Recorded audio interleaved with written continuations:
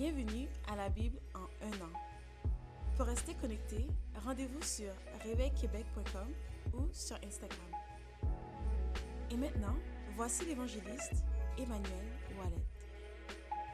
Actes chapitre 26.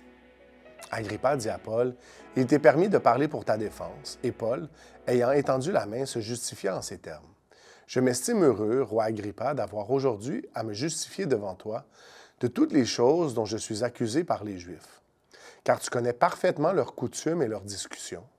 Je te prie donc de m'écouter avec patience.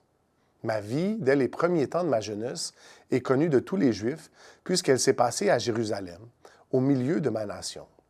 Ils savent depuis longtemps, s'ils veulent le déclarer, que j'ai vécu pharisien, selon la secte la plus rigide de notre religion. Et maintenant, je suis mis en jugement parce que j'espère l'accomplissement de la promesse que Dieu a faite à nos pères et à laquelle aspirent nos 12 tribus qui servent Dieu continuellement, nuit et jour. C'est pour cette espérance, ô roi, que je suis accusé par des Juifs. Quoi? Vous semble-t-il incroyable que Dieu ressuscite les morts? Pour moi, j'avais cru devoir agir vigoureusement contre le nom de Jésus de Nazareth. C'est ce que j'ai fait à Jérusalem. J'ai jeté en prison plusieurs des saints, ayant reçu ce pouvoir des principaux sacrificateurs, et quand on les mettait à mort, je joignais mon suffrage à celui des autres. Je les ai souvent châtiés dans toutes les synagogues, et je les forçais à blasphémer. Dans mes excès de fureur contre eux, je les persécutais même jusque dans les villes étrangères. C'est dans ce but que je me rendis à Damas, avec l'autorisation et la permission des principaux sacrificateurs. Vers le milieu du jour, ô roi, je vis en chemin resplendir autour de moi et de mes compagnons une lumière venant du ciel et dont l'éclat surpassait celui du soleil. Nous tombâmes tous par terre et j'entendis une voix qui me disait en langue hébraïque, « Saul, Saul, pourquoi me persécutes-tu? Et il te serait dur de régimber contre les aiguillons. » Je répondis, « Qui es-tu, Seigneur? » Et le Seigneur dit, « Je suis Jésus que tu persécutes. Mais lève-toi et tiens-toi sur tes pieds, car je te suis apparu pour t'établir ministre et témoin des choses que tu as vues et de celles pour lesquelles je t'apparaîtrai. Je t'ai choisi du milieu de ce peuple et du milieu des païens vers qui je t'envoie, afin que tu leur ouvres les yeux pour qu'ils passent des ténèbres à la lumière et de la puissance de Satan à Dieu, pour qu'ils reçoivent par la foi en moi le pardon des péchés et l'héritage avec les sanctifiés. En conséquence, roi Agrippa, je n'ai point résisté à la vision céleste, à ceux de Damas d'abord, puis à Jérusalem, dans toute la Judée et chez les païens. J'ai prêché la repentance et la conversion à Dieu avec la pratique d'œuvres dignes de la repentance. Voilà pourquoi les Juifs se sont saisis de moi dans le temple et ont tâché de me faire périr. Mais grâce au secours de Dieu, j'ai subsisté jusqu'à ce jour, rendant témoignage devant les petits et les grands, sans m'écarter en rien de ce que les prophètes et Moïse ont déclaré devoir arriver. Savoir que le Christ souffrirait et que, ressuscité le premier d'entre les morts, il annoncerait la lumière au peuple et aux nations. Comme il parlait ainsi pour sa justification, Festus dit à haute voix, « Tu es fou, Paul. Ton grand savoir te fait déraisonner. » « Je ne suis point fou, très excellent Festus, répliqua Paul. Ce sont au contraire des paroles de vérité et de bon sens que je prononce. Le roi est instruit de ces choses, et je lui en parle librement, car je suis persuadé qu'il n'en ignore aucune, puisque ce n'est pas en cachette qu'elles se sont passées. Crois-tu au prophète, roi Agrippa? Je sais que tu y crois. Et Agrippa dit à Paul, tu vas bientôt me persuader de devenir chrétien. Paul répondit, que ce soit bientôt ou que ce soit tard. Plaise à Dieu que non seulement toi, mais encore tous ceux qui m'écoutent aujourd'hui, vous deveniez tels que je suis, à l'exception de ces liens. Le roi, le gouverneur, Bérénice et tous ceux qui étaient assis avec eux se levèrent, et en se retirant, ils se disaient les uns aux autres, « Cet homme n'a rien fait qui mérite la mort ou la prison. » Et Agrippa dit à Festus, « Cet homme pouvait être relâché s'il n'en eût pas appelé à César. » Exode, chapitre 14. L'Éternel parla à Moïse et dit, « Parle aux enfants d'Israël qu'ils se détournent et qu'ils campent devant Pi-Hahiroth, entre Migdol et la mer, vis-à-vis de Baal-Tséphon. C'est en face de ce lieu que vous camperez, près de la mer. Pharaon dira des enfants d'Israël, ils sont égarés dans le pays. Le désert les enferme. J'endurcirai le cœur de Pharaon, et il les poursuivra. Mais Pharaon et toute son armée serviront à faire éclater ma gloire, et les Égyptiens sauront que je suis l'Éternel. » Et les enfants d'Israël firent ainsi. On annonça au roi d'Égypte que le peuple avait pris la fuite. Alors le cœur de Pharaon et celui de ses serviteurs furent changés à l'égard du peuple.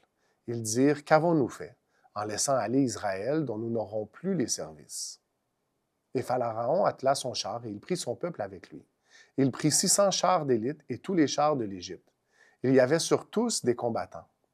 L'Éternel endurcit le cœur de Pharaon, roi d'Égypte, et Pharaon poursuivit les enfants d'Israël. Les enfants d'Israël étaient sortis de la main levée. Les Égyptiens les poursuivirent et tous les chevaux, les chars de Pharaon, ses cavaliers et son armée les atteignirent campés près de la mer vers Pi-Hahiroth, vis-à-vis de Baal-Tséphon. Pharaon approchait, les enfants d'Israël levèrent les yeux et voici, les Égyptiens étaient en marche derrière eux, et les enfants d'Israël eurent une grande frayeur et crièrent à l'Éternel. Ils dirent à Moïse, « N'y avait-il pas des sépulcres en Égypte sans qu'il fût besoin de nous mener mourir au désert? Que nous as-tu fait en nous faisant sortir d'Égypte? N'est-ce pas là ce que nous te disions en Égypte? Laisse-nous servir les Égyptiens, car nous aimons mieux servir les Égyptiens que de mourir au désert. » Moïse répondit au peuple, « Ne craignez rien, restez en place et regardez la délivrance que l'Éternel va vous accorder en ce jour. Car les Égyptiens que vous voyez aujourd'hui, vous ne les verrez plus jamais. Et l'Éternel combattra pour vous, et vous gardez le silence. » L'Éternel dit à Moïse, « Pourquoi ces cris? Parle aux enfants d'Israël et qu'ils marchent. Toi, lève ta verge, étends ta main sur la mer et fends-la. Et les enfants d'Israël entreront au milieu de la mer à sec. Et moi, je vais endurcir le cœur des Égyptiens, pour qu'ils y entrent après eux, et Pharaon et toute son armée, ses chars et ses cavaliers, feront éclater ma gloire. Et les Égyptiens sauront que je suis l'Éternel, quand Pharaon, ses chars et ses cavaliers auront fait éclater ma gloire. » L'ange de Dieu, qui allait devant le camp d'Israël, partit et alla derrière eux. Et la colonne de nuée qui les précédait partit et se tint derrière eux. Elle se plaça entre le camp des Égyptiens et le camp d'Israël. Cette nuée était ténébreuse d'un côté, et de l'autre, elle éclairait la nuit. Et les deux camps n'approchèrent point l'un de l'autre pendant toute la nuit. Moïse étendit sa main sur la mer, et l'Éternel refoula la mer par un vent d'Orient, qui souffla avec impétuosité toute la nuit. Il mit la mer à sec, et les eaux se fendirent. Les enfants d'Israël entrèrent au milieu de la mer à sec, et les eaux formaient comme une muraille à leur droite et à leur gauche. Les Égyptiens les poursuivirent, et tous les chevaux de Pharaon, ses chars et ses cavaliers entrèrent après eux au milieu de la mer. À la veille du matin, l'Éternel, de la colonne de feu et de nuée, regarda le camp des Égyptiens et mit en désordre le camp des Égyptiens. Il ôta les roues de leurs chars et en rendit la marche difficile. Les Égyptiens dirent alors, « Fuyons devant Israël, car l'Éternel combat pour lui contre les Égyptiens. » L'Éternel dit à Moïse, « Étends ta main sur la mer, et les eaux reviendront sur les Égyptiens, sur leurs chars et sur leurs cavaliers. » Moïse étendit sa main sur la mer, et vers le matin, la mer reprit son impétuosité, et les Égyptiens s'enfuirent à son approche. Mais l'Éternel précipita les Égyptiens au milieu de la mer. Les eaux revinrent et couvrirent les chars, les cavaliers et toute l'armée de Pharaon, qui était entrée dans la mer après les enfants d'Israël, et il n'en échappa pas un seul. Mais les enfants d'Israël marchèrent à sec, au milieu de la mer, et les eaux formaient comme une muraille à leur droite et à leur gauche. En ce jour, l'Éternel délivra Israël de la main des Égyptiens, et Israël vit sur le rivage de la mer les Égyptiens qui étaient morts. Israël vit la main puissante que l'Éternel avait dirigée contre les Égyptiens, et le peuple craignit l'Éternel, et il eut en l'Éternel et en Moïse, son serviteur. Proverbes, chapitre 22, versets 13 à 21. Le paresseux dit, « Il y a un lion dehors, je serai tué dans les rues. La bouche des étrangères est une fosse profonde.